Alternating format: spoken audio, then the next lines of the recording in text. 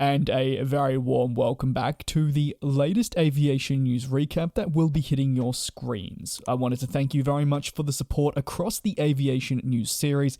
It's great to see that you have been enjoying it, and long may it continue. Today's coverage features developments over at Indigo, order confirmations from Airbus and Boeing, Qatar Airways news, and much more. So let's get right underway with low-cost carrier Indigo that announced it will be expanding its network in the past week. A makeup of 16 flights for their Republic Day proceedings did take place. Meanwhile, 12 additional permanent network changes have been announced. The 12 remaining flights after Republic Day will be added from February 1st of this year. This includes a ramp-up on frequencies and also completely new ones too. According to Indigo, the flights will improve accessibility and options for travel. Indigo also hopes that with the further options, they'll increase tourism into the cities that they are targeting, while also boosting the economy. On your screen now, you'll be able to see the new schedules, the cities and so forth that are included in these expansion plans. Air travel is seeing a resurgence in the country, with more and more passengers looking to fly. A large part of this demand is coming from regional centres, and as India's leading carrier, we are fulfilling this need by adding new routes, frequencies, and restarting operations on some sectors. Indigo recently touched the landmark of operating 1,700 daily flights. With these new additions, we are expanding operations even further and are continuing to provide affordable and hassle-free connectivity. These comments came directly from the head of global sales at Indigo. The northeastern part of India has been of heightened focus for the airline over recent years.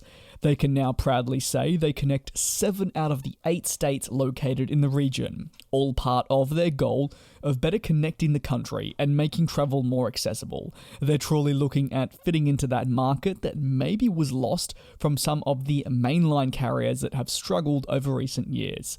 As I continue to say here on this channel, the Indian aviation sector is hotly contested and the market share is always up for grabs, but tough to come by. Moving on to the next topic, Skymark Airlines revealed it has firmed 4 orders for the 737 MAX, while securing 2 options more for the series.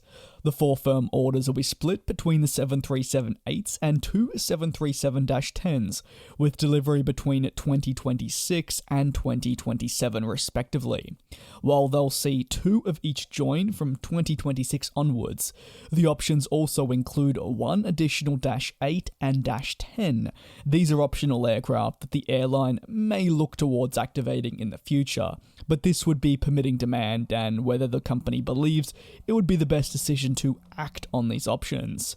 Per Cirium data, the airline offers 1,178 flights to and from Tokyo Haneda for January 2023. This equates to 208,506 seats being offered, a staggering jump of 2,921% over January 2022 figures. Skymark, along with many other Japanese carriers, have been aided by Japan easing travel restrictions over recent months.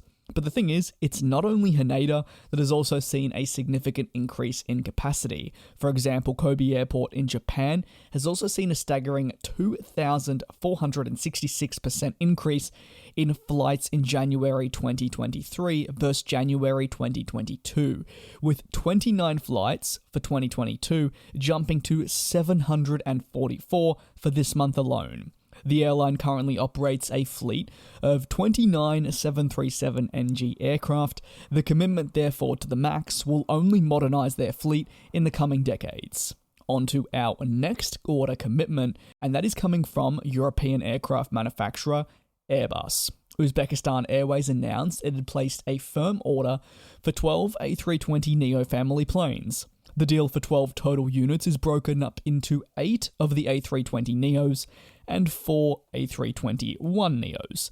The contract signed with Airbus is a new step in our fleet modernisation strategy, aimed at offering our passengers the most modern and comfortable aircraft. At the same time, these new fuel-efficient A320neo family aircraft will help us to expand further and strengthen our footprint in Central Asia, as well as develop our domestic and international network. These were comments from the chairman of board at Uzbekistan Airways as per the press release that went out. Uzbekistan Airways' commitment to Airbus is part of the more general plan to modernize. The airline currently operates narrowbodies such as the A321 and A320, so the new engine option is really the natural-born replacement. But the thing is, it does also fly the 767 and the 787 for its longer-range operations. For January 2023, the airline, per Cirium data, offered 248 flights to Moscow International in Russia. This equates to 50,941 seats and is a 157% jump from January 2022 data.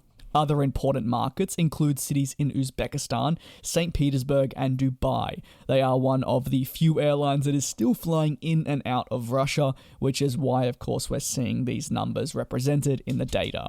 Airbus and Uzbekistan Airways as a pair actually see fantastic potential in the Central Asia region for many years to come. And by acquiring such aircraft, well, they believe it will be an essential step in meeting this demand. Airbus has cooperated with the carrier since 1993, and they say the latest deal is an absolute honour to officially complete. On to our final story of the day, and that stands with Qatar Airways, who signed recently a comprehensive code-sharing agreement with Air Serbia. The agreement means that passengers will have access to over 40 destinations when travelling on each carrier's respective networks. This will be effective on February 1st, with both airlines having high hopes for the announcement and what it brings for locals, tourists, and all the market types that they are intending on targeting with their services. Qatar Airways currently operates 5 weekly flights between Doha and Belgrade, which is the capital of Serbia. For onwards travel, it'll mean that customers will get access to further destinations in Europe, the Mediterranean, and so forth. For those flying Air Serbia, well, they'll get access to Qatar's fantastic network from Africa, Asia, to even Australia. Per Cirium data, Air Serbia has 22 aircraft in service with 5 in storage, which represents 19% of their available aircraft. The aircraft they have the most of in their operations is the A319 with 11, followed by the ATR-72, where they have 10. For wide-body aircraft, they only have 3 of the A330s currently operational. The pair already had an interline agreement that was long-standing, but the most recent announcement is certainly another crucial step in their mutual commitment to improve customer experience and obviously the route networks that are available. Code-sharing agreements not only has benefits for the carriers that are involved, but for the passengers that are choosing to fly with these respective airlines. That's going to conclude today's aviation news recap. But don't worry, I'm currently traveling at the moment. This is a pre-recorded video, so in the coming days, there'll be many more aviation news recaps for you. There'll be long 8 to 9 minute compilations of all the latest news. If you have any thoughts, whether it be on Indigo, the Airbus and Boeing order confirmation, or potentially with the last story of this video being related to Qatar Airways and their code share agreement with Air Serbia, well, you can let me know down below in the comments. As always, thanks very much for your support. Take care, and I will see you next time.